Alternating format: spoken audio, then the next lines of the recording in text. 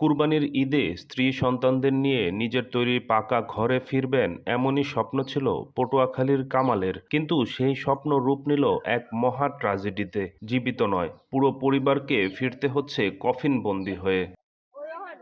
আত্মীয় স্বজন কেউ নাই।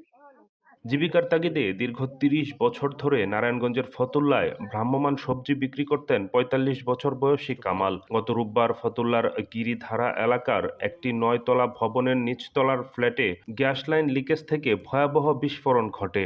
এতে গুরুতর দগ্ধ হয় কামাল, তার স্ত্রী সায়মা, ২ মেয়ে মুন্নি ও কথা ও একমাত্র ছেলে মুন্না। ঢাকার জাতীয় বার্ন ইনস্টিটিউটে চিকিৎসাধীন অবস্থায় মৃত্যুর মিছিলে শামিল হয় পুরো পরিবার। সোমবার কামাল মারা যাওয়ার পর বুধ, বৃহস্পতি ও শুক্রবার একে একে নিভে যায় তার স্ত্রী ও ৩ সন্তানের প্রাণ। একই পরিবারের সবার এমন করুণ মৃত্যুতে স্তব্ধ পটুয়াখালীর বাউফলের উত্তর কনকদিয়া গ্রাম। সোমবার কামালের দাফন সম্পন্ন হলেও শনিবার সকালে জানাজা শেষে তার কবরের পাশে দাফন করা হবে স্ত্রী ও সন্তানদের। ঈদের আনন্দ রূপ নিয়েছে এক অনন্ত বেদনায়। পুরো ফ্যামিলি ইহারা আইবে, রাত্রের দিকে নিয়ে আসবে আর ঘোরাঘোরা সবাই বাকিটা তুলবে, আইসে হেডা আর হইল না।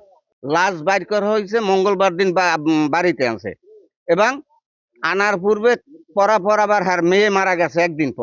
একদিন পর মেয়ে মারা গেছে, আবার ফিরিয়া ছেলেটা মারা গেছে। ছেলে মারা যাওয়ার পর্বে তার স্ত্রী এবং মেয়ে মারা গেছে। 5 জন, একই ফ্যামিলির 5টা লোক মারা গেছে।